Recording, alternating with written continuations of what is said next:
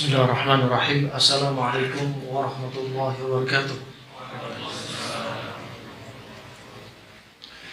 Innal hamdalillah nahmaduhu wa nasta'inuhu wa nastaghfiruh wa na'udzu billahi min shururi anfusina wa min sayyiati a'malina man yahdihillahu fala mudilla lahu wa man yudlil fala hadiya lahu. Asyhadu an la ilaha illallah wahdahu la syarika lahu wa asyhadu anna Muhammadan 'abduhu wa rasuluh. Amma ba'd. Alhamdulillah. Ahibati fillah, rahman wa rahmatullah. Saudara-saudariku jemaah Masjid Imam Syafi'i yang semoga Allah selalu melindungi kita semua, melimpahkan rahmatnya kepada kita dan menjauhkan kita dari segala wujud keburukan dan segala wujud penyimpangan. Alhamdulillah, di kesempatan malam yang indah ini kita berjumpa dalam safari dakwah di kota Malang ini dengan tema di malam hari ini di Merjosari, Malang, dengan judul dakwah di atas jalan Allah melalui ilmu pengobatan. Sebenarnya judul ini judul yang sangat indah dibawakan oleh beberapa masyayikh dan tak lepas dari peran penting bahwasanya ilmu pengobatan punya andil terhadap dakwah, sumbangsih terhadap dakwah. Sebagaimana tadi sudah disampaikan Dr. Jaka dalam mukaddimahnya, ya, bahwasanya pengobatan ini tidak bisa diremehkan. Bahkan dia punya sisi penting dalam dakwah. Dakwah di atas jalan Allah Subhanahu wa taala, dakwah yang mempunyai mangqabah, kedudukan yang sangat agung. Allah berfirman dalam surat Al-Ahzab ayat 39, alladzina yuballighuna risalatillahi wa yakhshawnahu wa la yakhshawna ahadan illa Allah. Di sini risalah dari Allah Subhanahu wa taala, ya, dan mereka takut kepada Allah, dan mereka ini tidaklah takut kepada manusia, kepada siapapun, mau jins, mau ins, mau hayawan, kecuali takutnya dia kepada Allah Subhanahu wa taala. Fa inna rahmanakumullah jami'an. Termasuk di sana ada salah satu fan min fununi ulumi Nabi sallallahu alaihi wasallam. Termasuk ada salah satu cabang dari cabang-cabang ilmu yang dibawa Nabi SAW, yang cabang ilmu tersebut termasuk bagian ilmu syariat, yaitu Tibbun Nabawi. Tibbun Nabawi termasuk ilmu syar'i. Bahkan kata Muhammad bin Muflih dalam kitabnya Al-Adab Asy-Syar'iyyah, Tibbun Nabawi ini masuk dalam konteks surat Al-Maidah ayat yang ketiga.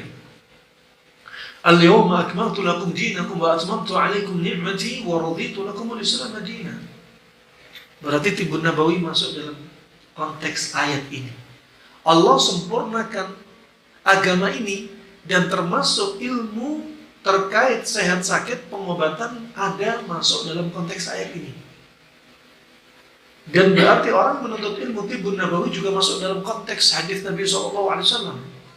Man salaka tariqan yaltamisu fihi ilman sahalallahu lahu bihi tariqan ilal jannah. Termasuk ilmu syar'i. Bagaimana tidak? Di sana ada hadis-hadis terkait ilmu pengobatan yang sabit dari Nabi SAW. Kalau ilmu ini tidak dianggap, tidak dimasukkan ilmu syar'i, lalu dikemanakan hadis-hadis ini? Imam Al-Bukhari meriwayatkan sekitar 120 hadis dalam sahihnya, yang Sahih Al-Bukhari ini termasuk afdhalul kitab bi juma'il muslimin ba'dal Quran, termasuk kitab yang terbaik setelah Al-Quran dengan ijma' kaum muslimin. Meriwayatkan 120 hadis. Imam Muslim menambah dari apa yang diriwayatkan Imam Bukhari 8 hadis. Belum lagi Al-Hafidz Al-Mustaghfiri, Abu Nu'aim, ya, Muhammad bin Muflih, Ar-Razi, begitu pula Ibnu Qayyim, begitu pula Asyuti, begitu pula As-Saidani, ya, begitu pula ada yang bukan dari kalangan ulama Ahlus Sunnah wal Jamaah tapi dia mahir dalam ilmu tib seperti Abu Husain Al-Baghdadi, dan banyak sekali. Dan rata-rata para penulisnya adalah ulama Ahlus Sunnah wal Jamaah, mendalami ilmu agama plus mendalami ilmu pengobatan. Tidak menafikan seorang alim, ulama, ahlul hadis, ahli riwayah juga belajar ilmu pengobatan. Gak ada larangan. Mereka ahli ilmu terkait ilmu din, tapi mereka juga punya ilmu, bekal ilmu duniawi, yaitu ilmu pengobatan. Nah, bahkan kalau ada seorang pengobat, katakan dokter, terapis, herbalis, kalau bisa justru mereka dibekali ilmu agama. Fa'inu rahimahumullah jami'an. Di zaman sekarang, kedudukan dokter, kedudukan para pengobat, terapis, herbalis, bahkan sebagiannya menjadikan kedudukannya lebih tinggi daripada seorang alim. Ya, karena mereka hulu terhadap ilmu pengobatan. Berlebihan terhadap ilmu pengobatan. Lupa bahwasanya di sana ada orang alim yang mengobati jiwa dia. Berapa banyak orang sakit, selain fisiknya lemah, hatinya, imannya juga down. Berapa banyak para terapis, herbalis, dokter, terapis, ya, mereka jago ilmu pengobatan, tapi fisiknya juga down, imannya juga down. Bisa ngobatin orang, tapi dia terjebak dalam jebakan iblis. Apa? Ujub. Ya, dia mengira bahwasanya orang sakit dengan jasa dia sembuh. Bahwasanya orang sakit kalau nggak pergi ke dia nggak akan sembuh. Ini jebakan iblis bagi para pengobat, para dokter, herbalis, terapis.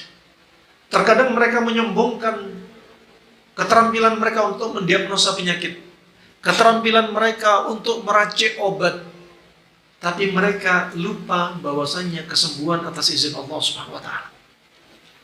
Ya, ada yang belajar ilmu diagnosa sampai ke negeri Cina 20 tahun. Merasa mahir, lupa dirinya kena penyakit hati, ujub. Ya, ada yang pergi ke Yunan. Ya, Yunani belajar bertahun-tahun, merasa menguasai ilmu kedokteran Yunani, ujub. Mahir mendiagnosa, mahir meracik obat, tapi lupa semua itu atas izin Allah Subhanahu wa taala. Sebagaimana dalam hadis riwayat Imam Muslim, Nabi SAW bersabda, wa idza usiba dawa'u bara'a bi'iznillah. Kalau sudah obat cocok sama penyakit akan sembuh dengan izin Allah. Penyakit harus tegak diagnosanya, harus benar diagnosanya melalui anamnesa, melalui data. Setelah itu cocok dengan obatnya. Kalau diagnosa sudah tegak, obat sudah cocok, akan sembuh dengan izin Allah. Pertama di sini ada perantara sebab. Terapis, dokter, herbalis, ya, siapapun dia harus bisa menegakkan diagnosa penyakit. Setelah ditegakkan diagnosa, baru dia tentukan obatnya. Kalau sudah cocok, akan sembuh dengan izin Allah. Sekarang dia sombong dengan diagnosanya, sombong dengan racikan obatnya dan terapinya, tapi Allah nggak izinkan, percuma. Wa fawqa kulli dzi ilmin alim. Setiap orang yang punya ilmu, ada yang lebih berilmu di atasnya. Apa mau disombongkan? Ya, apa mau disombongkan? Dia merasa punya ilmu, jago mendiagnosa, jago meracik obat, akan ada yang lebih mahir di atasnya. Lebih mahir di atasnya, sampai Allah Al-Alim, Allah Al-Khabir, Allah lah yang maha mengetahui, Allah yang tahu perkara detail-detail. Nah, dan Allah yang menciptakan tubuh manusia, Allah yang tahu penyakitnya, Allah juga yang menurunkan obat untuk dia. Nah, ini harus kita sadari rahmatullah jemaah. Makanya seorang pengobat harus punya bekal ilmu agama, akidah, tauhid, asma wa sifat, tafsir, ya, kemudian fikih, bahasa Arab.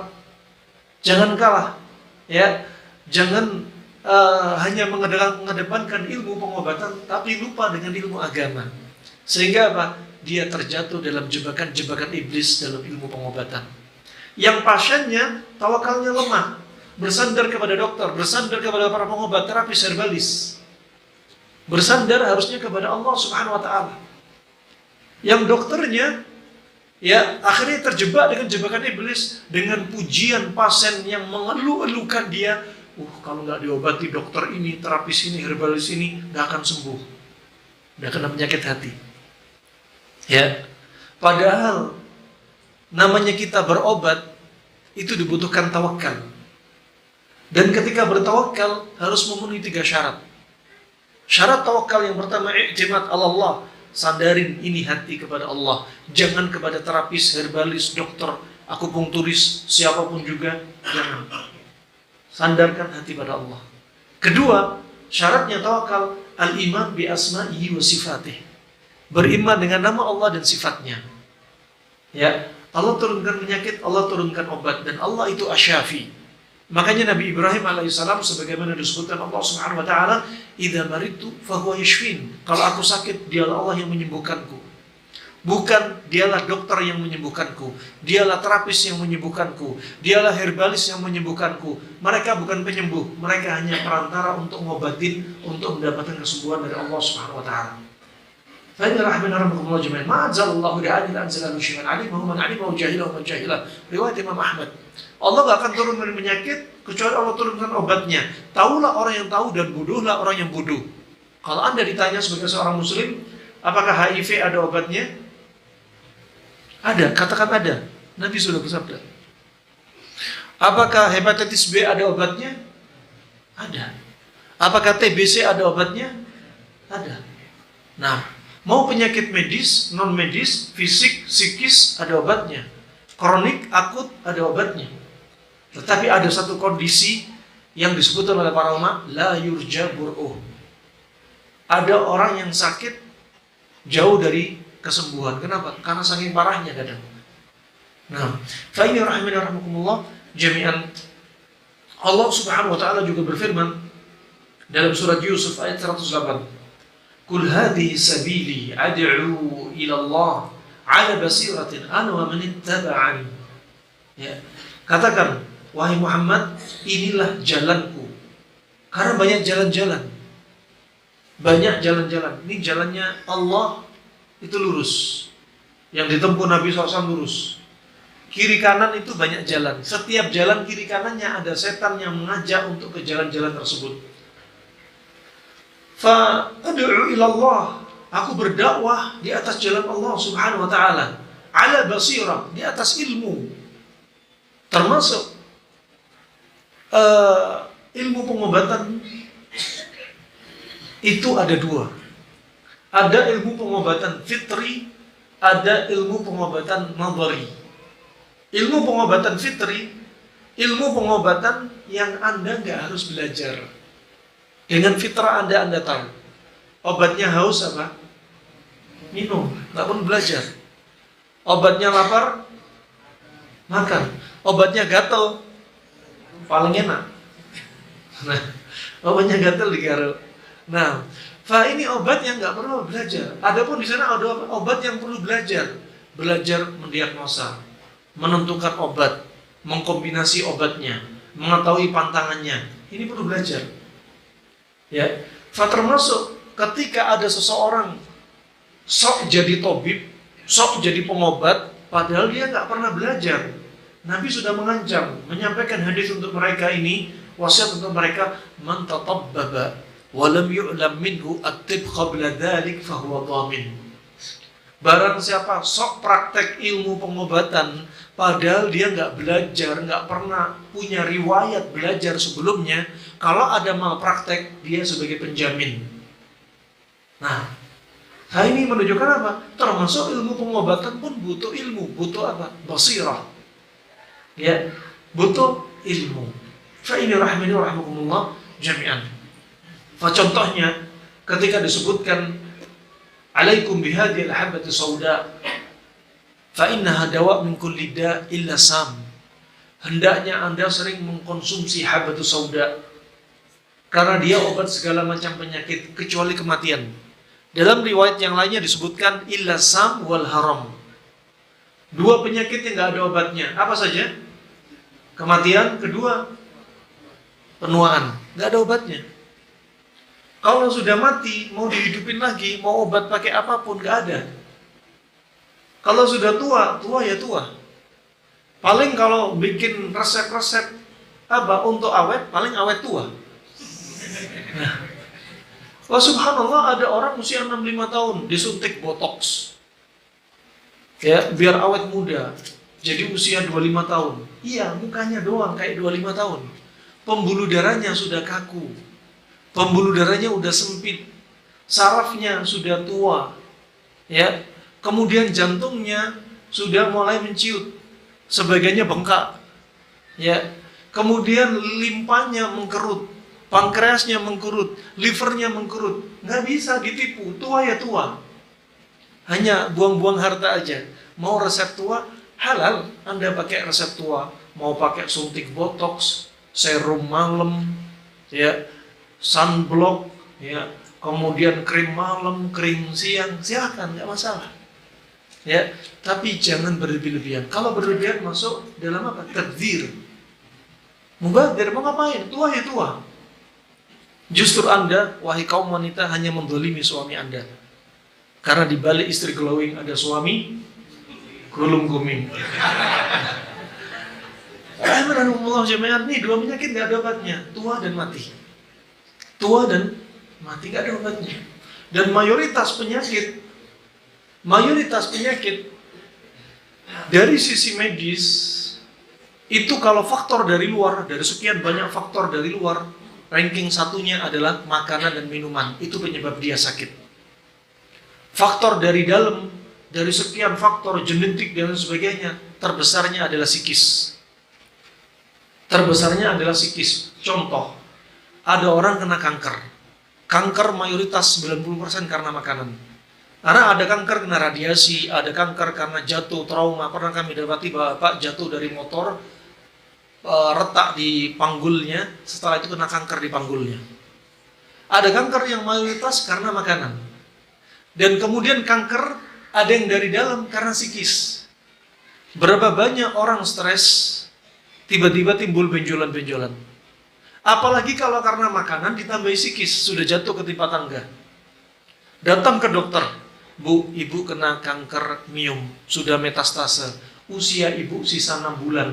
Jangan 6 bulan, besok lusa mati bisa-bisa ibu ini. Sudah kena kanker ditambah stres, ditakut-takutin. Padahal bukan bimbingan Nabi, nakut-nakutin orang. Nah, Nabi SAW yarwi akha. Nabi melarang saudaranya nakut-nakuti saudara yang lainnya. Nggak boleh. Coba kemarin di musim pandemi Covid. Ada musim pandemi sudah orang-orang ketakutan. Keliling ambulan nggak ada penumpangnya. Bunyi sirine, nakut-nakuti. Dipasang di alun-alun, peti mati ada pocongan, awas nggak pakai masker kayak dia, ya tambah kena Covid. Ya, orang sudah stres, orang sudah dalam ketakutan, ditambahi takut, dilarang sama Nabi SAW. Di musim pandemi, masker yang hanya 15.000 harganya bisa 1 juta. Padahal Nabi sudah bersabda, man ihtakara fi syai'in fahuwa khati'. Barang siapa menimbun sesuatu ketika manusia butuh, ditimbun, dinaikkan harganya, sungguh dia sebagai pendosa. Banyak sekali ini terjadi. Kenapa? Musibah pandemi terjadi. Apa kata Al-Hafidz Ibnu Hajar? Lintishari zina wa fashu al-fawahish. Karena zina yang merajalela dan kekejian merajalela, maksiat merajalela, Allah turunkan wabah. Allah turunkan wabah kepada kita dalam keadaan kita jauh dari Islam, jauh dari dalil, jauh dari kajian, kebodohan merajalela. Sudah ketika wabah dimunculkan oleh Allah, semakin saling mendolimi antara manusia.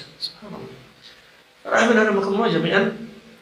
Anda perhatikan, Ibnu Qayyim menyebutkan tubuh ini, mayoritas penyakit dalam tubuh kita itu disebabkan karena dingin lembab.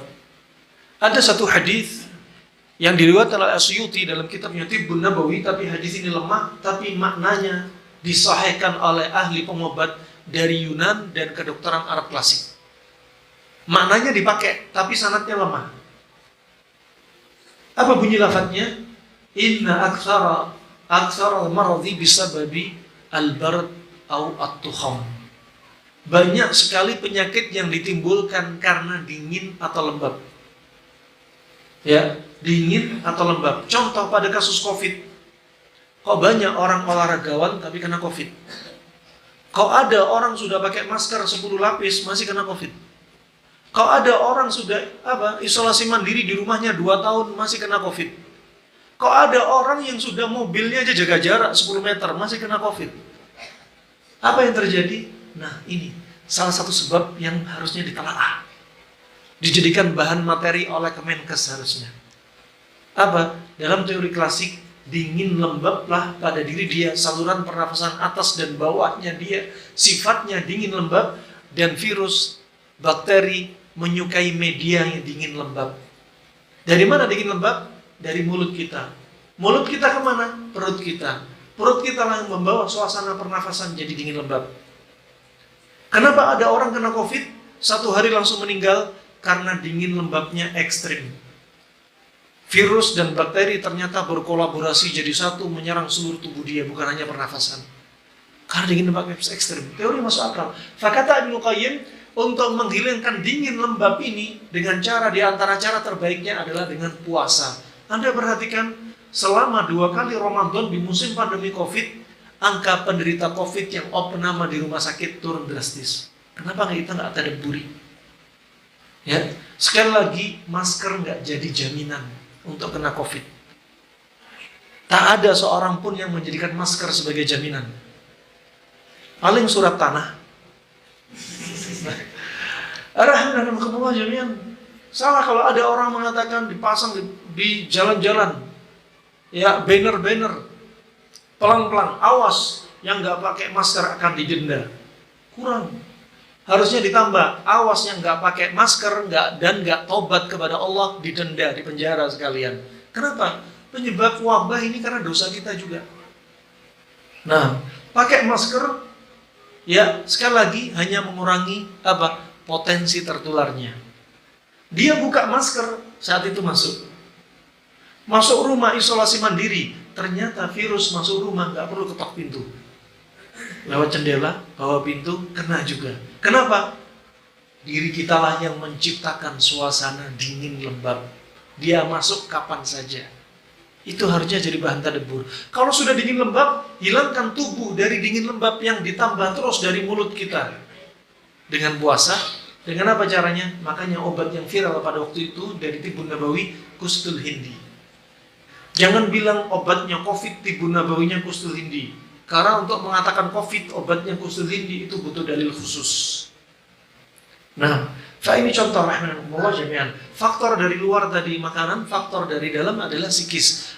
Ini dari kasus medis. Adapun kasus non medis, penyebab penyakit dan kematian terbanyak sebagaimana disebutkan hadis riwayat At-Tayalisi wa Tahawi, inna aktsara ummati mautan ba'da qada'illahi wa qadari bisababil ain.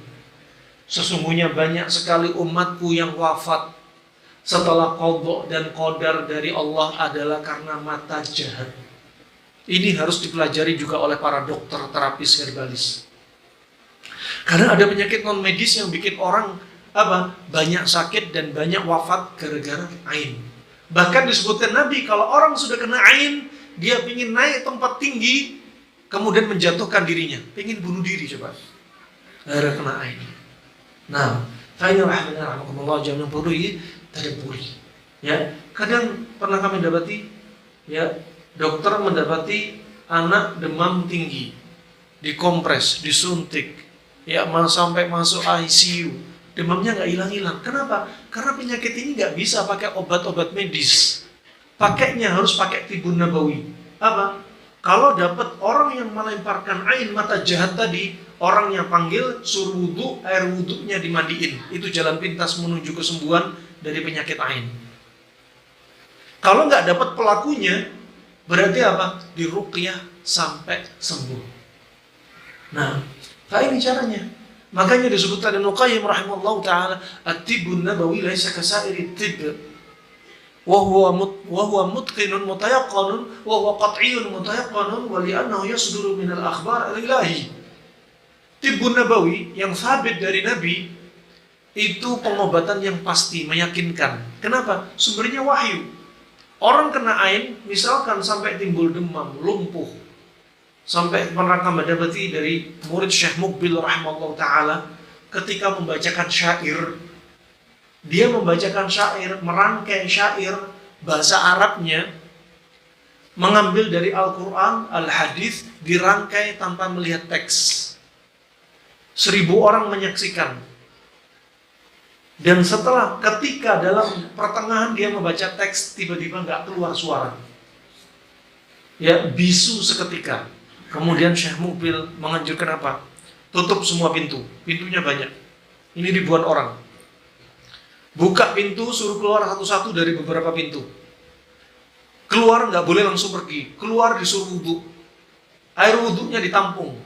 Setelah semua air wudhu terkumpul, tadi orang yang membacakan syair yang bisu dimandikan dengan air wudhu, langsung sembuh total.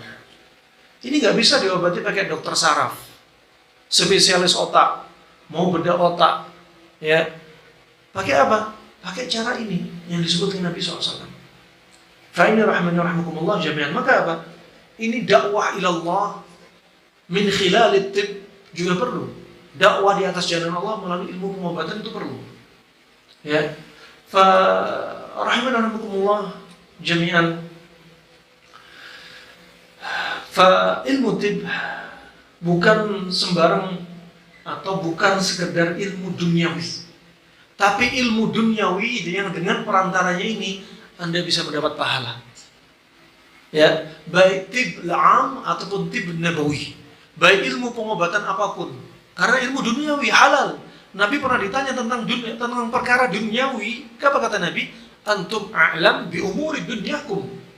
Anda lebih paham tentang urusan dunia Anda. Silahkan. Mau ilmu pengobatan Yunani, mau Sinse, mau India, mau Arab klasik, mau pengobatan kejawen, yang jelas gak ada unsur kesyirikan, gak ada unsur keharaman, sah. Silahkan. Dan Anda ngobatin manusia, dapat pahala. Ya, dapat pahala. Kemudian bahkan wasiat Imam Syafi'i rahimahullah ta'ala, dia berkata, la a'lamu ilman ba'da al-halali wal-harami ambal min ilmi tib illa ahlul kitab ghalabuna. Fakata Imam Syafi'i rahimahullah ta'ala, illa anna ahlul kitab ghalabuna. Kata ghalabuna alaih. Fakata Imam Syafi'i apa?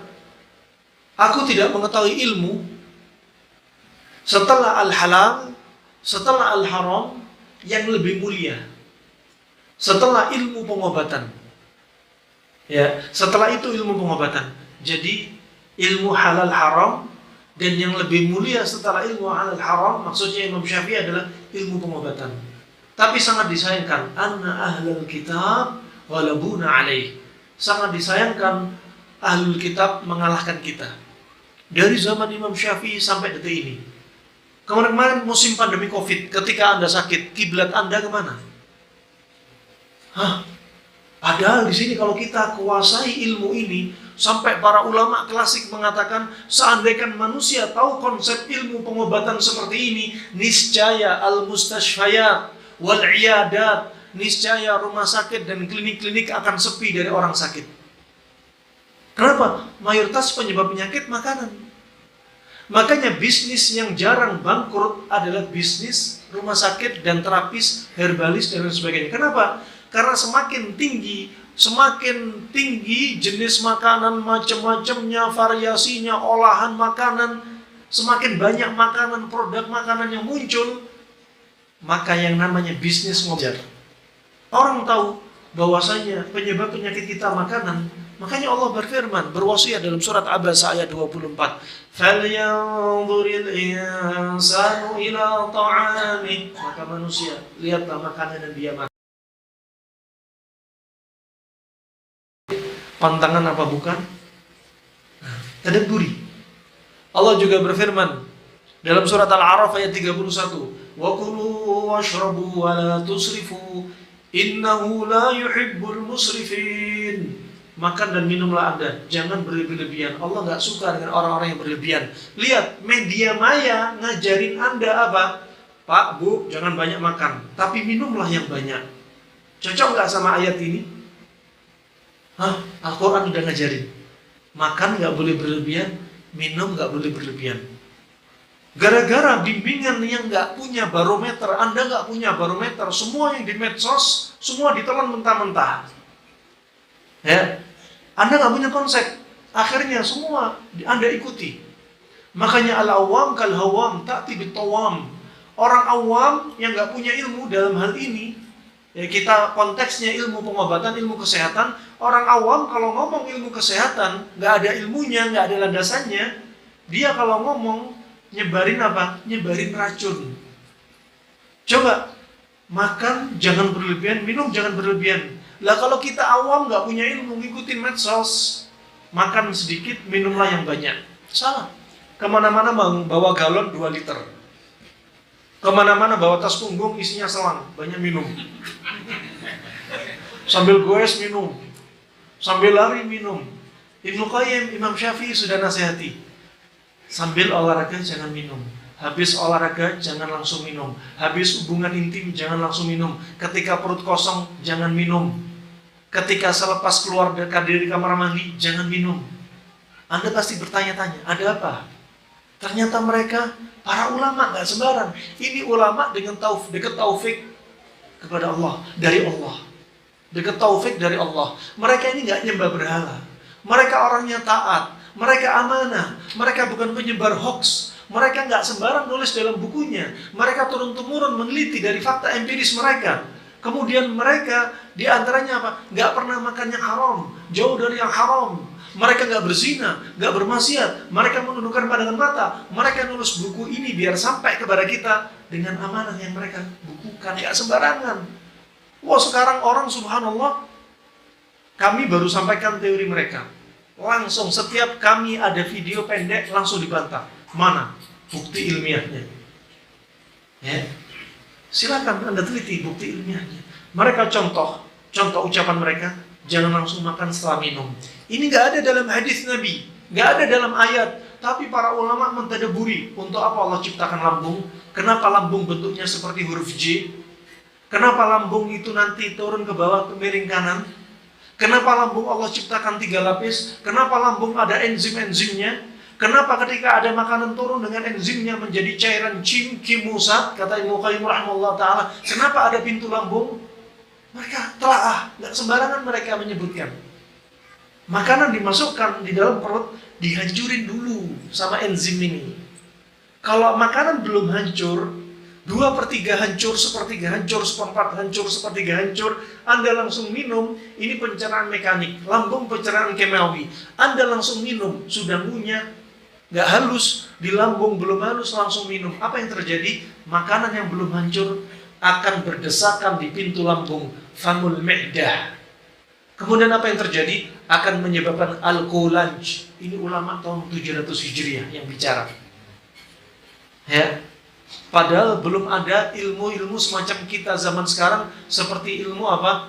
Untuk membahas bedah mayat, melihat teorinya.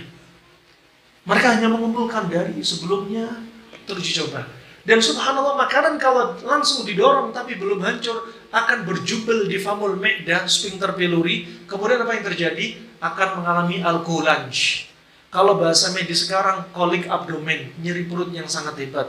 Minimalnya begah. Subhanallah, sangat masuk akal teori mereka. Fa'ini rahimahumullah, jami'an Imam Syafi'i sangat sedih. Kenapa kiblat kita ke sana terus? Kenapa kita nggak ngambil ini ilmu yang kadang dari Al-Quran, kadang dalam hadis, kadang dalam Al-Quran dan hadis dijadikan kaidah oleh para ulama, kadang nggak ada Al-Quran dan nggak ada dalam hadis, tapi ulama meneliti. Wah, subhanallah, ternyata ilmu mereka yang simpel, sangat efektif, efisien, jauh dari efek samping. Fa'inna rahmanirrahimullah, jami'an yang perlu kita tadaburi. Ya, salah. Makan sedikit, minum air banyak. Kemana-mana bawa air terus, tenteng. Nah, ini salah. Imam Zurnuji, ulama tahun 600 Hijriah sudah menyebutkan, kalau Anda kebanyakan minum air, berlebihan minum air, maka sifat tubuh Anda akan seperti air. Air itu hambar. Dan air sifatnya dingin.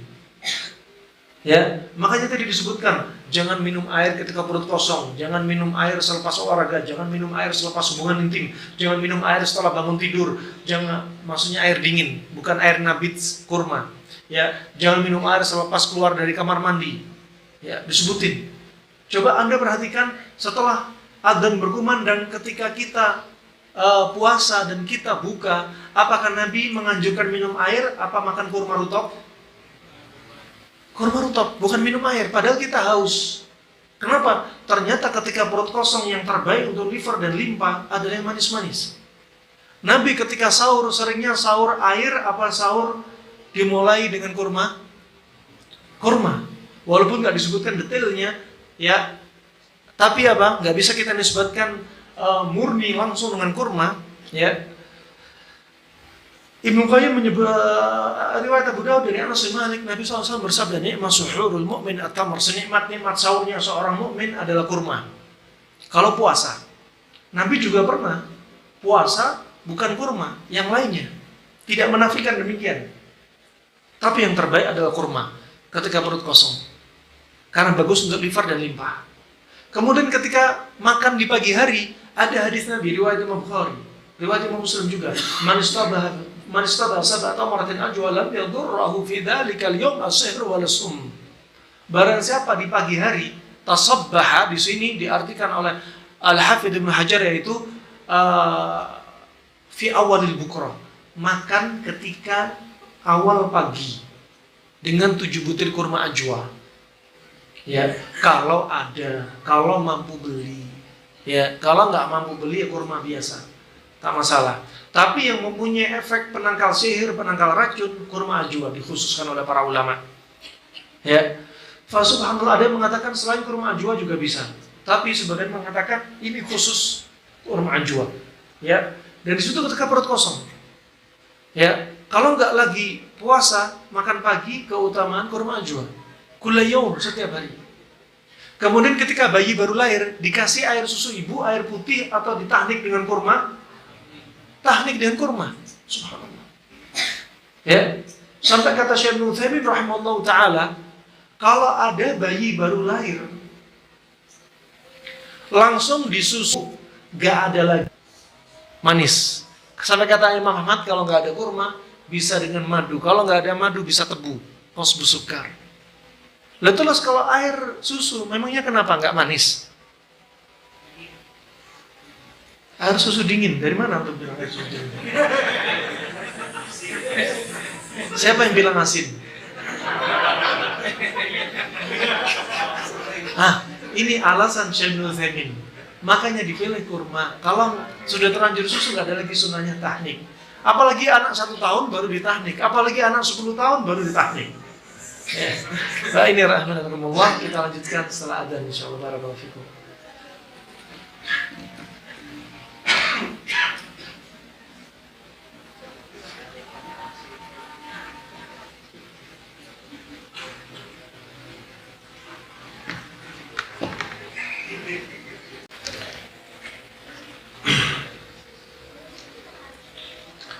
Baik, kita lanjutkan. Rahimahumullah jami'an. Imam Syafi'i juga berwasiat sebagaimana Al-Harmalah pernah melihat kondisi Syafi'i, karena Syafi'i talahaf ala ma dhaya'a al-muslimun min at-tibb. Dahulu Imam Syafi'i sangat sedih melihat kondisi kaum muslimin menyia-nyiakan ilmu pengobatan. Kemudian kata Imam Syafi'i sendiri dalam manaqib juga adab Syafi'i, dhayya'u thulutsal ilm wa wakalu ila al-yahudi wan nasara. Kaum muslimin telah menyia-nyiakan 1/3 ilmu dan mereka memasarkan ilmu ini kepada Yahudi dan Nasara. Dan ini sudah terjadi di zaman kita sekarang, termasuk di musim pandemi kemarin. Kemudian rahmani wa rahmatullah jami'an, 2 hal yang akan Anda dapati jika Anda mendalami ilmu pengobatan sekaligus dakwah. Anda dakwah dan Anda juga mengobati manusia. Bahkan orang-orang yang pandai dalam mengobati manusia, mereka bisa nyampe pada satu posisi yang gak ditempuh oleh para da'i. Anda belajar ilmu pengobatan, Anda masuk kepada mereka, mau masuk komunitas madhab tertentu, partai tertentu, agama tertentu, ya. Anda masuk ke kampung, ke pucuk gunung yang jauh orang dari agama, yang para dai lainnya belum nyampe, Anda sudah sampai. Kenapa? Karena Anda dibutuhkan. Orang lain melihat dai misalkan, wah ini dai ini, golongan ini kami nggak mau terima. Tapi kalau Anda pandai ilmu pengobatan dan Anda dibutuhkan dia, ya apapun juga kondisinya Anda dibutuhkan, nggak peduli dengan siapa Anda. Dan ketika itu Anda bisa masuk dan berdakwah. Ini nilai plusnya. Makanya disebutkan Syekh Muhammad Shalih Al-Munajjid, dia katakan, wahaitsu annal atibba yasiluna ila mawaqi' ya fi ta'thir 'ala an-nas la yasilu ilaiha ghairuhum. Ya. Kenapa? Dia nyampe pada posisi yang orang lain nggak nyampe seperti dia. Wah, seperti Nabi SAW. Contoh, Nabi mendatangi tetangganya, ya, termasuk ada anak kecil Yahudi yang dia sakit. Nabi mengunjungi dia sambil Nabi berdakwah. Dan Nabi SAW punya sekian banyak mukjizat. Nabi bisa ketika meludahi Ali bin Abi Thalib, matanya Ali bin Abi Thalib yang kena ramat konjungtivitis langsung sembuh. Ya. Nabi juga kadang daging yang dimakannya yang diracuni mengkabarkan kepada Nabi bahwa daging ini beracun. Nabi kadang mendengar keluhan hewan yang sedang disiksa oleh tuannya. Dan mukjizat semua itu yang paling besar adalah Al-Quran. Dan termasuk mukjizat Nabi, kata para ulama, adalah Tibbun Nabawi. Nabi gak pernah menyebutkan dengan lisannya, aku punya Tibbun Nabawi. Gak pernah. Ya. Dan lafaz Tibbun Nabawi gak keluar dari lisan Nabi. Tetapi para ulama termasuk Imam Al-Bukhari meriwayatkan hadis Kitabul Tibb, Kitabul Mardha, kitab tentang ilmu pengobatan, kitab tentang orang sakit, disebutkan oleh Nabi SAW. Ini menunjukkan Imam Bukhari juga meriwayatkan ilmu pengobatan. Dan setelahnya baru ditulislah kitab Tibbun Nabawi, Tibbun Nabi. Ditulis oleh para ulama setelahnya.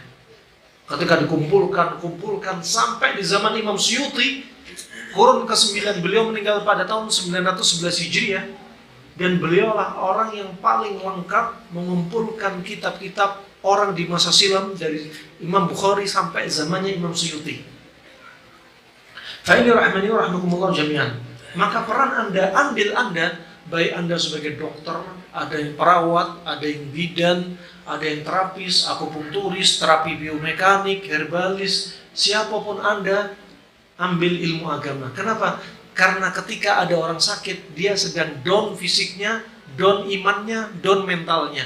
Anda ngobati fisik dia dan ngobati iman dia. Ketika dia non-muslim, bisa masuk Islam dengan perantara dakwah Anda. Ketika dia orang yang tersesat dari ahlul batil, ahlul zayq, ya, ahlul ma'ad, ada nadhari. Contoh habatus sauda tadi kita sebutkan, bihi al-khusus. Hadis ini umum, tapi maksudnya khusus. Kenapa? Karena habatus sauda sifatnya panas kering. Dia obat segala macam penyakit umum. Tapi urida bihi al-khusus, diinginkan kekhususan. Karena sifatnya panas kering, berarti dia obat segala macam penyakit yang sifatnya dingin. Bisa dipahami? Jadi penyakit sifatnya dingin cocok dengan habatus sauda. Kalau penyakit sifatnya panas dikasih habatus sauda bisa tambah panas. Makanya ketika ada orang demam, Nabi SAW padahal sudah bersabda, habatus sauda obat segala macam penyakit. Tetapi ketika ada orang demam, kenapa nggak dikasih resep sama Nabi habatus sauda? Tapi Nabi justru berwasiat, idza asabakum al-humma fa'abriduhu bil ma' fa innahu min fayhi jahannam. Kalau ada salah satu dari Anda mengalami demam, dinginkan dia dengan air, karena dia termasuk hembusan dari jahanam, panasnya jahanam. Orang demam kasih habatus sauda bisa jadi tambah masalah. Nah, kecuali di sana ada kasus demamnya karena penyakit dingin, misal, ya, ini bisa jadi dipakai habatus sauda, bisa dipakai habatus sauda. Nah, fa ini rahimahumullah jami'an. Contoh pada orang kena tipes. Kalau Anda lihat dari teori kedokteran timur, kalau lidah itu pucat putih, berarti yang tengah ini kalau pucat putih berarti limpa dan livernya lemah. Adapun kedokteran modern mereka melihat kalau ada lidah tengahnya putih, pinggirnya bintik-bintik merah, mereka juluki lidah tifoid. Hampir sama diagnosanya. Dia langsung menyebutnya lidah tifoid. Lidah orang kena tipes, tapi orang timur enggak nyebut tipesnya, nyebutnya liver limpa lemah. Ketika lemah berarti dia dingin nih. Ya, dingin, dikasih habatus sauda. Nah, bermanfaat. Walaupun dia ada demamnya karena ada masalah ini. Fa ini contohnya rahimahumullah jami'an. Kemudian ketika antum berdakwah masuk kepada satu kaum, di tengah-tengah kaum, disitulah antum bisa menegakkan al-amr bil ma'ruf wa nahyu 'anil munkar, imma pada seseorang atau mayoritas khalayak umum. Antum datang sebagai terapis, bisa ngobatin orang per orang sambil berdakwah person per person, dan bisa jadi langsung ngobati orang satu kampung. Pernah teman-teman kami, ya, mereka terapis ruqyah, ngobatin orang satu kampung. Setelah diruqyah, akhirnya mereka semua melepaskan kesyirikan-kesyirikan yang ada di antara mereka. Yang biasa pasang jimat, yang biasa pakai penolak bala, akhirnya mereka tahu tauhid. Coba berapa besar pahalanya. Nah, khairul rahimahumullah jami'an, dan dakwah mereka diterima.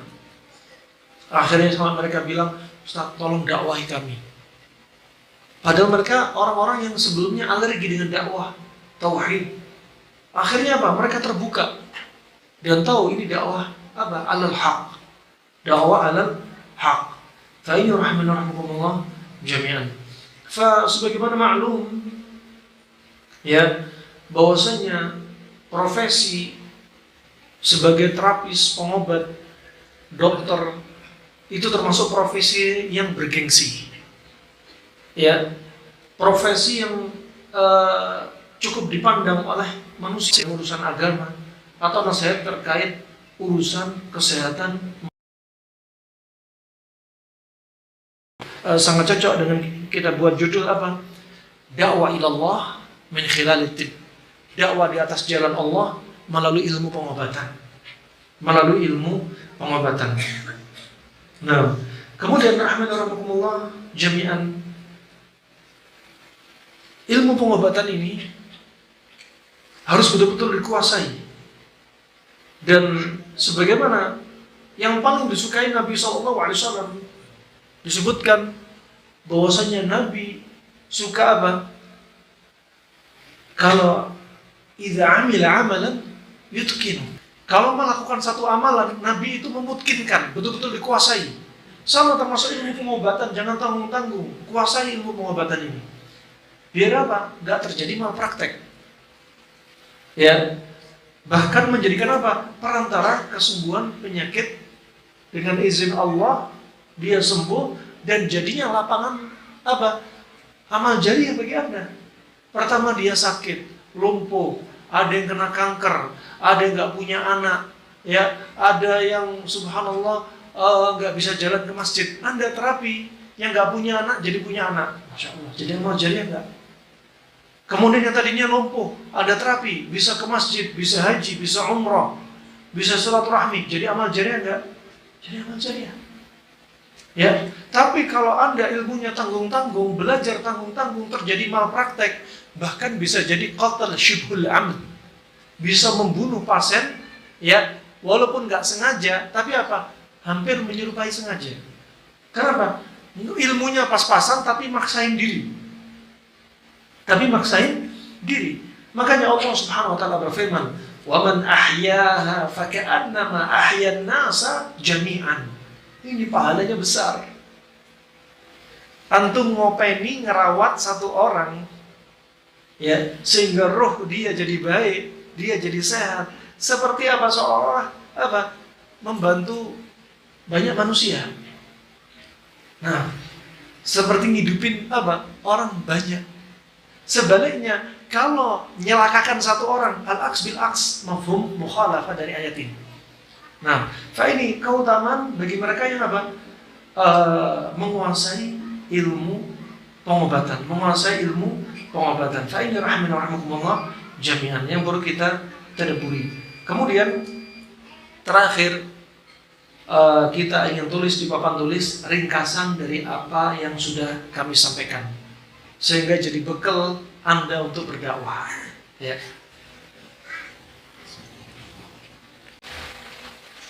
Baik, ini ringkasan sehingga apa yang disampaikan tadi tidak hilang, tidak masuk telinga kanan, keluar telinga kanan. Obatnya. Jadi apa? Asal wal haram, mati dan kuat. Kedua, mayoritas penyakit.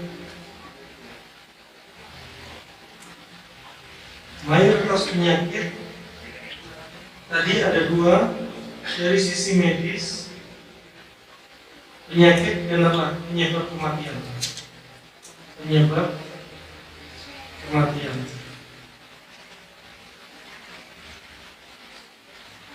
Dari sisi medis, faktor dari luar apa? Makanan. Faktor dari dalam psikis. Ya, makanan dan psikis. Ya. Contoh, Anda perhatikan kasus kanker. Contoh kasus cancer. Dibahas dalam kitab Al-Mughni. Al-Mughni ini pengarangnya termasuk ulama sufi, tapi dia alim fikih, jagonya ilmu pengobatan. Di tahun 425 Hijriah dia wafat. Kita ambil ilmu pengobatannya. Dia sebutkan ketika menyebut kanker tentang rahim, coba wafat 425 Hijriah. Kanker sudah dibahas dan sangat ilmiah. Kanker dibagi menjadi dua. Ada kanker yang panas, ada kanker yang dingin. Kanker panas, ciri utamanya dia benjolannya lembek. Kalau kanker leukemi, kanker darah, nggak masuk pembahasan ini, karena pembahasannya ngomongnya benjolan. Di sini benjolannya lunak, tapi apa? Nyerinya hebat. Karena panas jadinya lunak. Kalau dingin, benjolannya keras. Ini contoh aja ya. Terus dia apa? Tidak nyeri. Dari sini berarti obatnya juga beda. Kanker panas, kanker dingin. Kanker panas berarti pantangannya adalah apa? Makanan panas-panas. Panas di situ bukan rasanya, tapi sifat. Ya, nasi misalkan panas, tepung panas, gula panas, garam panas, itu panas. Ya. Kemudian berarti obatnya apa? Obatnya dari makanan Anda. Pilih makanan yang sifatnya dingin-dingin, herbalnya sifatnya juga dingin. Ini sebaliknya aks bil aks. Seperti autoimun, sama. Autoimun juga demikian. Ada yang panas, ada yang dingin. Orang yang autoimun panas, kulitnya kering. Ditambah stres, psikis, timbul psoriasis. Ini panas. Berarti apa? Pantangan dia makanannya apa? Jangan banyak makan cabai, merica, sifatnya panas-panas. Herbalnya yang dingin-dingin. Daun bidara, daun beragam misalnya. Kalau autoimun dingin, ya berarti apa? Makanannya sifatnya panas-panas, herbalnya panas-panas. Orang kena autoimun dingin, jangan tambah dikasih jus limun, buah semangka, tambah kedinginan. Mereka para ulama sudah mentadabburi firman Allah Subhanahu wa taala. Qulna ya naru kuni ya bardau wa salaman ala Ibrahim. Ingat, ini bukan dalil, tapi matadaburi. Jadi kalau orang salah paham, gampang mengatakan anak menyebutkan dalilnya. Beda antara matadaburi sama menjadikan dalil. Istidlal. Ketika Nabi Ibrahim dilempar dari tebing tinggi dengan ketapel, manjani, di sini ada api yang menyala-nyala. Allah berfirman, "Qulna ya naruni bardan wa salaman ala Ibrahim." Kami katakan, wahai api, jadilah kamu dingin. Api kan panas, diperintah Allah jadi dingin, tapi Allah nggak berhenti sampai di sini. Kenapa? Kalau api panas diperintah Allah jadi dingin, bisa jadi Nabi Ibrahim bakal wafat kedinginan. Tapi ditambahi, dingin tapi menyelamatkan bagi Nabi Ibrahim. Coba, ini ulama ahli pengobat diri konsep. Makanya kalau ada orang sudah punya penyakit dingin, Anda tambahi makanan, minuman, dan obatnya sifatnya dingin, dingin ketemu dingin, bisa meninggal kedinginan, bisa tambah sakit parahnya kedinginan. Orang kanker salah diagnosa, kankernya dingin, dikasih herbal dingin, makanan dingin, akhirnya benjolannya tambah parah. Bisa dipahami? Nah, kalau Anda berobat satu penyakit, mau kedokteran modern, kedokteran klasik, alternatif, Anda nggak sungguh-sungguh ingat firman Allah Subhanahu Wa Taala, ingat sabda Nabi SAW. Tadi disebutkan wa idza usiba dawa'ud da' bara'a bi'idznillah. Kalau sudah ini obat dengan penyakit sudah cocok, ya, maka akan sembuh dengan izin Allah. Sekarang kalau Anda berobat, rasanya salah, dia nggak bisa menentukan kanker panas apa dingin. Bisa dipahami? Kalau sudah cocok akan sembuh dengan izin Allah. Tapi ini bukan syarat mutlak. Mutlaknya ini dari Allah, mutlak dari Allah. Ini hanya nisbi. Ini hanya sebab. Kita nggak boleh bergantung kepada. Bisa dipahami? Ini, kalau ini sudah cocok dengan izin Allah turun pasti sembuh. Kalau sudah cocok dia jago diagnosa, jago meracik obat, tapi izin Allah nggak turun. Nabi SAW seorang nabi, tapi nabi kena sihir. Nabi seorang nabi dijaga malaikat Jibril, tapi juga kena ain, mata jahat. Nabi seorang nabi keracunan, daging paha kambing. Ini menunjukkan apa? Nabi hanyalah manusia. Semua atas izin Allah. Nabi kena sihir, tapi dijaga malaikat Jibril. Karena izin Allah turun, kenalah sihir. Karena izin Allah turun, kena ain. Jadi ada seorang nggak pernah sholat, makan uang riba, sukanya zina, disihir sama dukun, nggak kenal. Apa katanya? Sakti. Bukan sakti, izin Allah turun. Bisa dipahami? Nah, ini mutlak. Kemudian, mana dok? Penghapusnya. Mau mulut ada penghapus kan nggak pantas.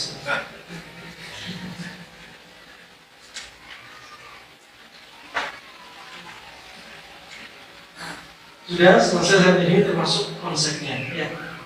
Konsepnya yang perlu Anda pegang. Kemudian terkait sehat sakit ada 4 hal yang harus Anda perhatikan. Pertama, al-marid. Siapa? Si pasien. Kedua, al-marad. Apa? Penyakitnya. Ketiga, al-ilaj. Ini apa? Obat atau terapinya. Keempat, asyafi. Asyafi adalah izin Allah. Mudah perlu diperhatikan. Anda ingin tahu orangnya yang sakit, ketahui, tanyai, dia sering makan apa? Contoh ada orang sakit mah. Contoh sakit mah. Sakit mah ada panas, ada dingin. Ketika Anda sering makan panas, Anda akan kena sakit mah sifatnya panas. Kalau Anda sakit mah sifatnya panas, saya obatnya dingin-dingin. Makan lemon, buahnya buah semangka. Simpel. Kemudian orang sering konsumsi dingin, sering minum es, buah-buahnya dingin, protein hewaninya sukanya dingin-dingin seperti ikan. Ya, kalau sakit nahnya dingin, obatnya dia berarti apa? Yang panas. Contoh jahe merah, tentu saja. Ya, simpel.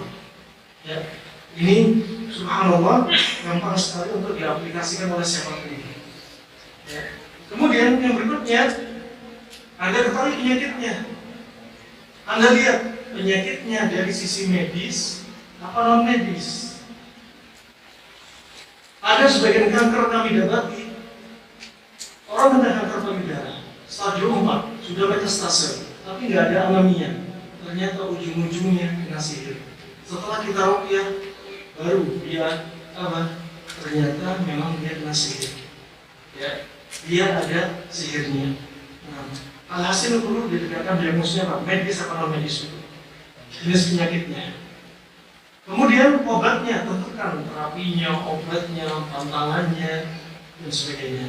Kemudian Asy-Syafi, Allah Subhanahu wa Ta'ala. Berikutnya, nasihat Al-Harith bin Garda, dokter yang hidup di zaman Nabi. Dia sudah berwasiat, ya, wa kanatil ma'idatu ra'sudda wal himyatu ra'suddawa wa'awidu al-jism ma'dad. Kata beliau, dan adalah ini dokter di zaman Nabi, dan dia meninggal sehari bersamaan dengan meninggalnya Abu Bakar As-Siddiq. Dan ada yang mengatakan meninggalnya karena diracun. Dan adalah perut itu sarangnya penyakit. Dan menjaga pola makan itu adalah inti dari pengobatan penyakit. Kembalikanlah tubuh pada kondisi asalnya. Ini syahidnya. Kondisi asal kita apa?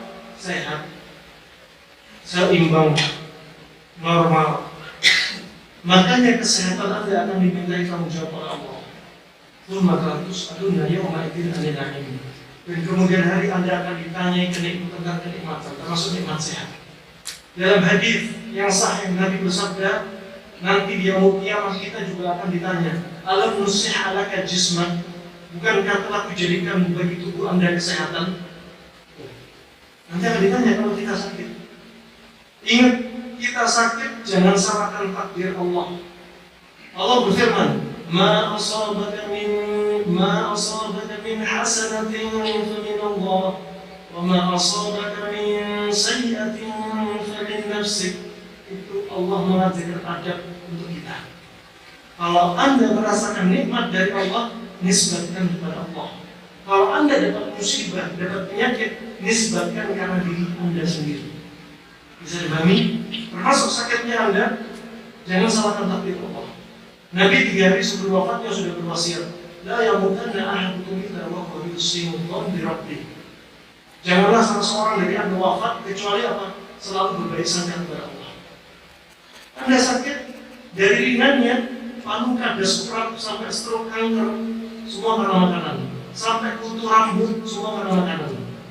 Coba, para ulama sudah bahas. Kutu rambut itu karena makanan kita. Contoh di pondok, satu asrama 20 orang, 17 orang kutun semua, 3 orang tidak kutun. Kok bisa? Satu atas izin Allah, kutun nempel siapa? Ya, daun jatuh saja sudah ada dalam catatan takdir. Apalagi kutu yang punya ruh, punya nyawa begini. Termasuk makhluk hidup. Ya, maksudnya termasuk dia makhluk hidup. Dan dia ini kutu akan mencari media yang cocok. Media yang cocok apa? Kalau dibalik kulit rambut sifatnya ada kelembapan. Ya, kelembapan inilah yang menyebabkan kutu suka dengan kelembapan. Oh, 3 orang nggak kutuan? Iya, karena kulit rambutnya nggak lembab seperti 17 orang. Bisa dipahami? Sebagaimana contoh dalam ayatul Hajj. Ayatul Hajj disebutkan au bihi adam min ra'si, atau di kepalanya ada gangguan. Disebutkan hadis Imam Bukhari, ada sahabat namanya Ka'ab bin Al-Ujrah. Rambutnya tebal, banyak, tapi kutunya juga banyak. Sampai di wajahnya kutu jalan-jalan. Sampai kalau taruh di atas piring, kutunya numpuk di atas piring. Kemudian Nabi bersabda, hal yudhika hadzal hawam, hadhil hawam, apakah hewan ini mengganggu kamu? Iya Rasulullah. Padahal dia sedang haji. Haji nggak boleh potong rambut kan? Nggak boleh. Tapi gara-gara ada kutu, khawatir celaka pada dia, khawatir ibadah hajinya nggak khusyuk, Nabi menyuruh dia untuk menggundul rambutnya. Kenapa gundul jadi terapi? Iya. Karena kalau sudah digundul, kutunya bingung mau kemana.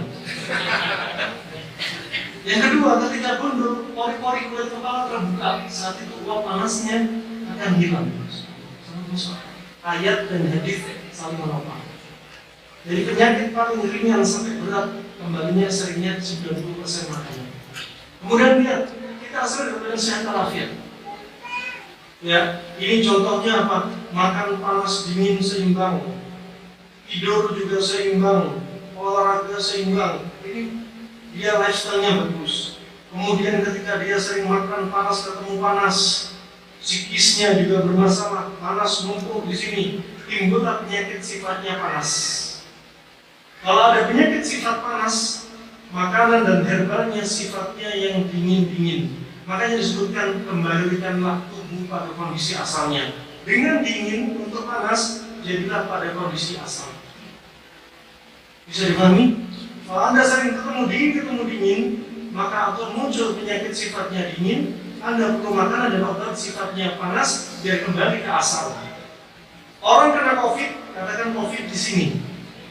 Anda minum habis soda, usul hindi, terus sembuh. Kalau sudah sembuh, ya selesai.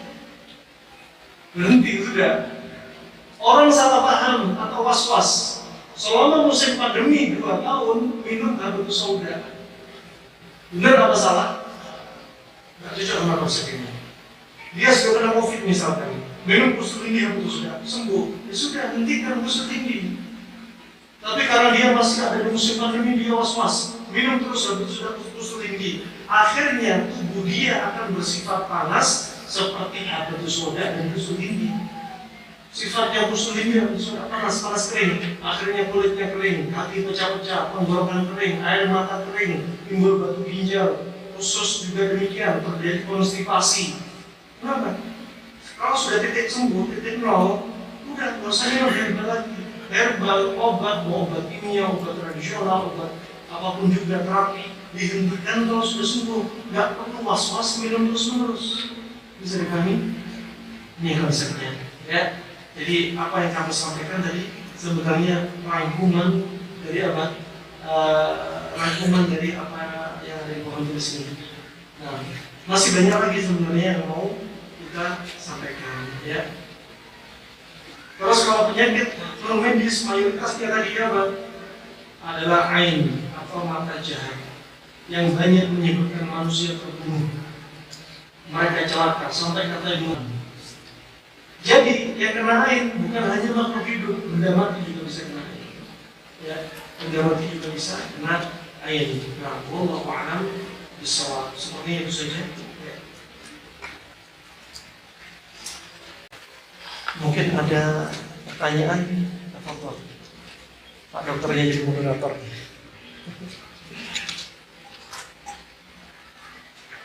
Mari dok, ini dok.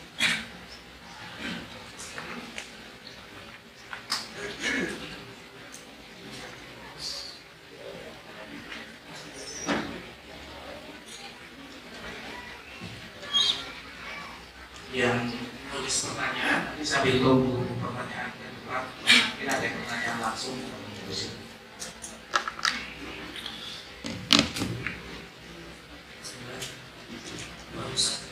Bertanya, berapa jarak waktu minum air putih setelah makan atau hubungan intim atau berolahraga? Jarak waktunya berapa?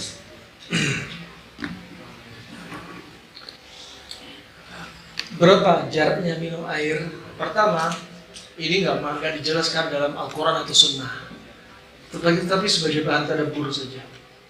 Bahan tadabbur, misalkan kalau Anda makan buah-buahan, sayur-sayuran, berarti dicerna hanya 15 menit. Berarti 15 menit setelahnya Anda bisa minum. Tapi kalau Anda konsumsinya makanan yang berat, protein, lemak-lemak, Berarti minumnya semakin jauh dari jarak makan semakin baik. 3 jam pun tak mengapa setelahnya, asal jangan lupa minum. Ya, karena kalau lupa minum akan mengakibatkan apa? Tubuh Anda terlalu panas, terjadi kekeringan. Lantas berapa sih sebenarnya dosis kita minum setiap hari? Allah sudah berfirman, "Wa kulu washrabu wa la tusrifu innahu la yuhibbul musrifin." Makan minumlah dan jangan berlebihan, karena Allah nggak suka berlebihan. Terus minumnya berapa? Pertama, Anda pasang dalam mindset Anda, jangan disalahartikan minumlah setelah makan, jangan. Tapi minumlah ketika Anda haus. Kedua, bisa dilihat dari air pipis Anda. Sesekali Anda lihat air pipis, nggak harus setiap pipis dilihat terus pipisnya. Ya, kalau air pipisnya jernih terus berkepanjangan, berarti Anda bisa jadi terlalu banyak sifatnya dingin. Ya, kalau pipisnya pekat kuning terus, berarti Anda kurang minum. Cukup antara putih ke kuningan udah cukup. Ya, udah cukup. Kemudian jarak antara olahraga dan minum atau setelah hubungan intim minum. Yang jelas jangan langsung. Habis olahraga jangan langsung minum. Habis olahraga jangan langsung nyemplung kolam. Jangan langsung mandi. Dinginkan tubuh dulu. Lihat Anda habis puasa, apakah dianjurin langsung minum? Enggak, ternyata makan kurma dulu. Ya, enggak harus tubuh kita panas banget, jangan langsung minum. Kenapa? Perbedaan terlalu ekstrim. Biarin tubuh ini tenang dulu, baru minum. Dan minumnya pun apa? Nggak boleh sekali teguk, 3 kali teguk. Lihat, ini 1 gelas air penuh. Cara minumnya haruskah 3 kali teguk? Kalau ini 1 gelas, katakan ini 1 air botol mineral sekali teguk, ya kelempongkan. Ya. Jadi minumnya 3 kali teguk, ya dohirnya 3 kali teguk. Ini contoh, kalau minum 1 teguk, 2, bukan 3 gelas ini 3 ronde, kulok, berhenti. Oh, sisa 2/3, kulok, berhenti, sisa 1/3. Bukan. Ternyata disebutkan Ibnu Qayyim 1. Kalau Anda minum 1 kali teguk, nanti coba diminum. Bismillah. Air turun, hawa keluar. Minum lagi, air turun, hawa keluar. Tapi kalau Anda langsung minum, kuluk, air turun, hawa tidak keluar. Hawa ini akan menjadi sumber penyakit. Uap panas. Kalau Anda mau jelasin, mungkin 2 jam lagi baru selesai. Coba Imam Bukhari membuat judul sangat indah. Imam Bukhari. Ini Imam Bukhari loh ya. Ya, subhanallah penjelasannya sangat dalam.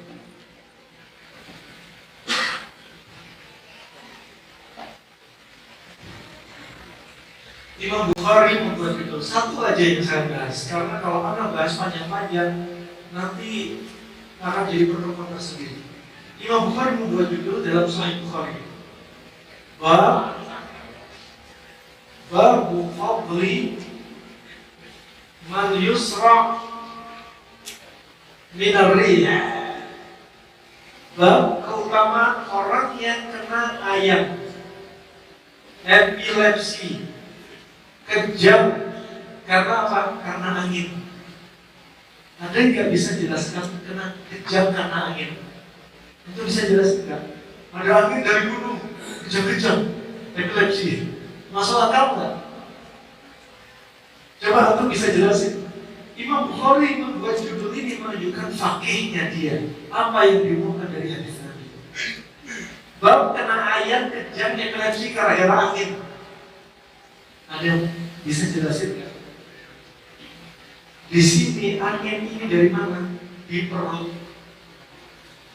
Perut dari mana? Dari mulut. Dari mana angin uap panas ini? Gara-gara makanan kita, gara-gara pola minum kita, gara-gara kita makan nggak bener di jam-jam berapa asal makan. Oh ini kalau menentukan uap panas naik ke kepala, timbullah ayam. Imam Bukhari tadi. Oh bisa? Dari kesempatan tidak bisa.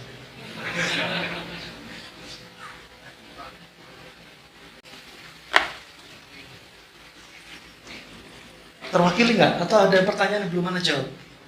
Sudah cukup. Selepas hubungan intim juga demikian, jangan langsung minum, jarak dulu. Walau hanya 15 menit.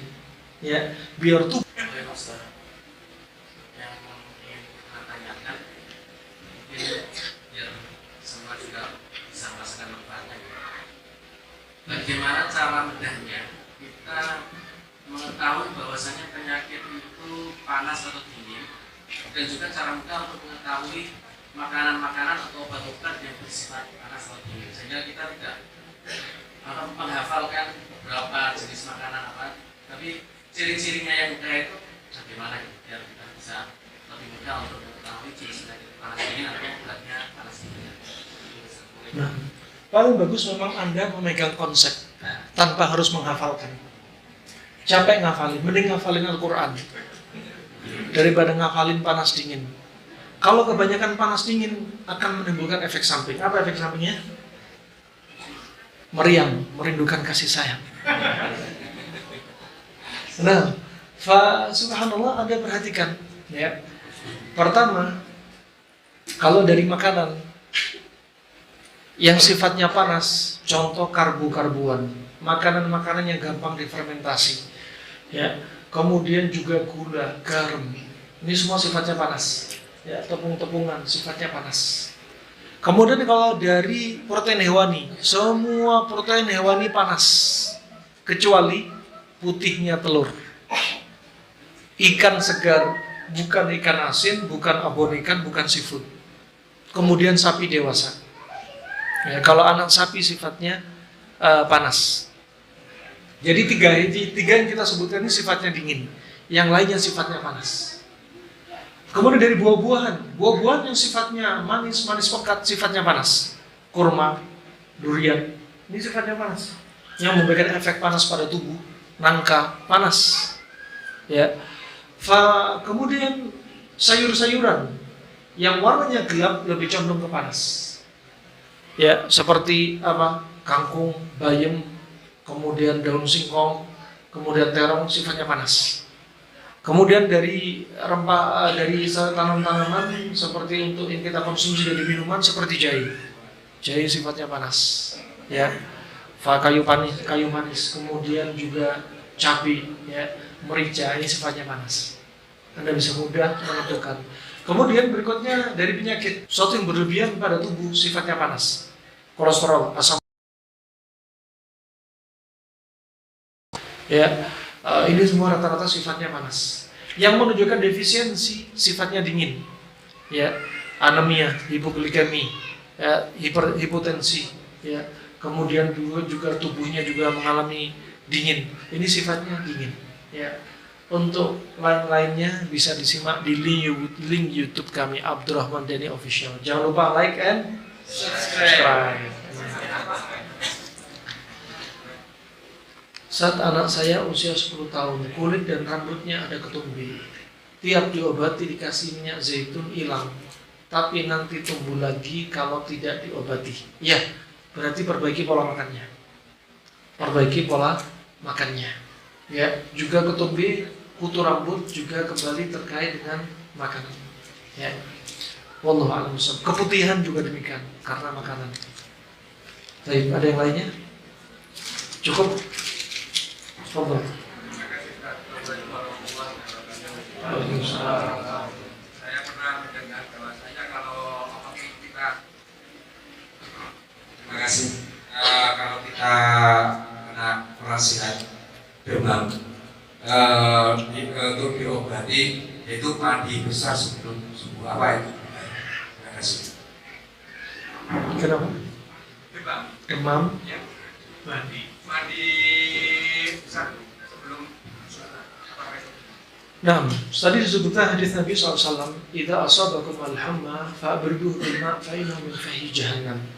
Jika ada dari Anda mengalami demam, maka dinginkan dengan air, karena dia termasuk dari panasnya hembusan jahanam. Jadi, dinginkan dengan air, bisa banyak minum air, bisa dikompres, bisa dimandiin. Ya, bisa dikompres, bisa dimandiin. Ya. sampai demamnya hilang. Jika itu kasusnya medis. Jika non medis, demamnya karena non medis, ya disertai ruqyah dan dimandikan air ruqyah. Nah, nggak harus fajar, nggak harus waktu fajar, kapanpun juga. Nah, wallahu a'lam bishawab. Kemudian Ibnu Muflih menambahkan faedah dalam al-adab syar'iyyah, usahakan ketika Anda sebelum mandi jangan langsung guyur kepalanya. Siram dulu kakinya Anda, kemudian siram ketiak Anda. Biar apa? Tubuh kita tidak kaget dengan air dingin. Ya, karena ujung-ujung saraf ada di kaki di antaranya. Termasuk Anda kalau memandikan apalagi bayi baru lahir, jangan langsung cemplungin ke ember tuh anak. Kaki dulu dikasih air, ketiaknya dikasih air. Ini nggak ada dalam sunnah, ya. Tetapi para ulama dari tajrubah mereka, ya, ini diantaranya percobaan mereka, turun-temurun mereka, empiris yang mereka lakukan. Ternyata di ketiak ada titik-titik jantung, biar nggak kaget jantungnya. Di kaki ada ujung-ujung saraf. Wallahu a'lam bishawab. Cukup insyaallah. Terakhir satu dari saya. Masya Allah, masa Pak Dokter sendiri yang bertanya. Ya, terkait dengan dakwah dalam ilmu pengobatan. Kita ketika membantu seseorang itu kesembuhan, apakah pahala yang kita peroleh itu ada hubungannya dengan kalau kita memungut bayaran? Nah, Jadi kalau nanti hubungan bayaran tinggi pahalanya jadi kecil, atau kalau pikiran tinggi pahalanya jadi besar. Barakallahu fiik. Aslinya ini memang seperti akad. Kadang ada orang yang berobat dengan sistem tarif. Ya. Sistem tarifnya jelas. Taruh stetoskop langsung 120.000. Ya, Dok.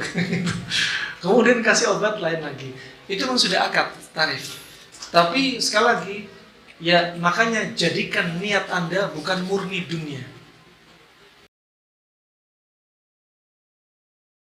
Bu, pasien berikutnya. Anda niatkan itu juga sekaligus apa? Untuk tolong menolong. Anda datang, pasien datang, dapati senyuman Anda, udah sembuh dengan izin Allah. Akhlak Anda, ya tanyain, jangan kejar target, didiagnosa dengan benar. Ini adalah amanah. Di situ yang kadang merupakan nilai tambah Anda. Anda asyik dengan profesi Anda, di situ lebih didapati keikhlasan. Daripada Anda kerja tapi kepepet, merasa kepepet, akhirnya justru nggak ikhlas. Ya, kalau kemampuan Anda silakan mau kasih berapa, ya, dan diniatkan dia memang ikhlas, bukan akad yang majhul. Ya, sebagiannya membolehkan. Ya, dulu pernah ketika kami di Yaman ada klinik, pasien-pasien waktu itu ya, wah, saya nggak punya duit tapi saya sudah berobat kamu berapa kali, gimana? Ahlan wa sahlan, nggak masalah. Ya, dia doakan jazakallah khair, barakallah fik, Allah yahfadzuk, itu lebih mahal dari uang ratusan ribu yang antum terima mengobati pasien, demi Allah. Doa yang mereka baca di sisi Allah awet. Kalau duit, sekali bayar duit untuk ngeraktir teman-teman habis. Urusannya perut, tapi doa mereka mahal. Subhanallah, satu ketika mereka dapat rezeki besar. Mereka datang, gak bayar duit, tapi bawa ikan tuna sebesar gini. Kalau diuangkan sudah berapa, itu masih tuna. Kadang ada yang nawarin datang bukan tuna. Boleh gak anak saya nikah dengan kamu? Loh, beneran? Abdurrahman, wallah anak punya anak dokter ini, usianya 26 tahun, sudah punya klinik. Mahar gak usah dipikir, rumah gak usah dipikir. Ya. Wah, semua dikasihin kalau sudah senang. Ya. Farahmanakumullah jami'an, alhasil apa? Anda enjoy dengan pekerjaan Anda dan niatkan ikhlas tolong menolong, meringankan beban mereka. Ya, barang siapa meringankan beban mereka, Allah akan ringankan beban Anda nanti di yaumul qiyamah. Ya, kalau urusan duit, demi Allah, duit cepat hilang. Jadi Jadi feses. Ya, tapi kalau kita subhanallah kita mengharapkan pahala dari Allah subhanallah, dunia akan mengikuti. Makanya para ulama salaf di antaranya mereka berwasiat, ya aslih akhiratak aslahakallahu dunya. Perbaikilah urusan akhirat Anda, niscaya urusan dunia Anda akan diperbaiki. Udah nggak usah gebu-gebu dunia, ya. Udah yang penting urusan akhirat ya, nggak usah mikir masalah dunia. Kadang kita nggak nyangka lah ya. Seperti kisahnya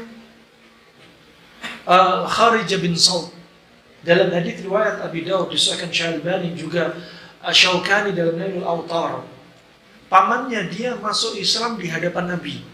Masuk Islam di hadapan Nabi, datang ke Madinah. Dan dia menghafalkan surat Al-Fatihah. Pulang dari masuk Islam, ketika di perjalanan berjumpa dengan orang gila di satu kampung. Orang gilanya dipasung dengan besi. Kenapa? Karena membahayakan khalayak manusia. Kemudian ada saudaranya berkata, aku mendengar Nabi kalian membawa kebaikan. Bisa nggak kamu ngobati saudara kami yang kena gila ini, si Sufrin? Ini gilanya bukan gila karena jin kesurupan, tapi gila schizofren. Murni karena stres. Kemudian pamannya Kharijah bin Salt ngobatin orang gila ini hanya dengan ruqyah. 3 hari ruqyah. 1 harinya 2 kali ruqyah. Yang dibaca cuma surat Al-Fatihah. Di sini menunjukkan untuk meruqyah Anda nggak harus hafal 30 juz. Yang penting modal surat pendek Al-Fatihah dan yakin.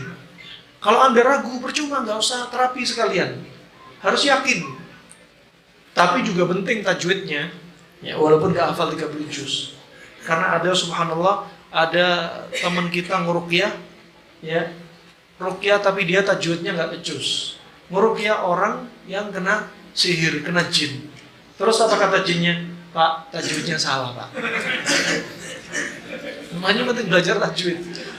Wah subhanallah, ini orang gila sembuh. Hanya di ruqyah Al-Fatihah 3 hari. 1 harinya 2 kali. Sampai Nabi berkata, kamu gak ada bacaan yang lain selain Al-Fatihah? Tidak ya Rasulullah, cuma Al-Fatihah saja. Dan dia dikasih hadiah berapa? 200 ekor kambing. Dalam riwayat Asy-Syaukani 100 ekor kambing. Kalau 1 kambing harganya 5 juta, kalau 200 berarti berapa juta? 1 M. Cuma yang penting karena Allah. Adapun di balik itu, dunia datang sendiri, nggak usah. Ya Allah, pasien kamu berapa, dapat berapa hari ini, cuma berapa, nggak perlu. Yang penting sudah enjoy aja, sambil nerapi pasien, sambil dakwah. Rezeki akan terus berdatangan. Kalau niat kita sudah jelek, nggak diperbaiki niat kita, dunia kita juga nggak akan diperbaiki. Dapatnya hanya itu saja. Nah, kemudian kata Nabi SAW, ambillah 200 ekor kambing, itu upah halal untuk dia. Di sini diantaranya terapi ruqyah, kalau dikasih upah halal. Seorang ustadz ngajar di pondok, dapat mukafa'ah halal. Mengajarkan Al-Quran, mengajarkan ilmu agama halal. Ya, ini rahmatullah jami'an yang bisa kami sampaikan. Sepertinya sudah sebagaimana Pak Dokter sampaikan, maksimal 7.30. Tapi saya lebih 3 menit, harap dimaklumi ya. Semoga bermanfaat untuk Islam dan Muslimin. Semoga Allah jauhkan kita dari segala keburukan, Allah jauhkan kita dari segala penyimpangan. Semoga Allah istiqomahkan kita di atas al-haq. Semoga Allah wafatkan kita dalam badan husnul khatimah. Semoga Allah angkat kesusahan saudara kita di Palestina. Semoga Allah menangkan kaum muslimin. Semoga Allah jadikan mereka yang wafat sebagai syuhada, dan Allah terima mereka. Amin ya rabbal alamin. Wa billahi taufiq wal hidayah. Subhanakallahumma bihamdik, asyhadu an la ilaha illa anta astaghfiruka wa atubu ilaik. Wassalamualaikum warahmatullahi wabarakatuh. يا أيها الذين آمنوا إذا قيل لكم تفسحوا في المجالس فافسحوا يفسح الله لكم وإذا قيل انشزوا فانشزوا يرفع الله الذين آمنوا منكم والذين أوتوا العلم درجات والله بما تعملون خبير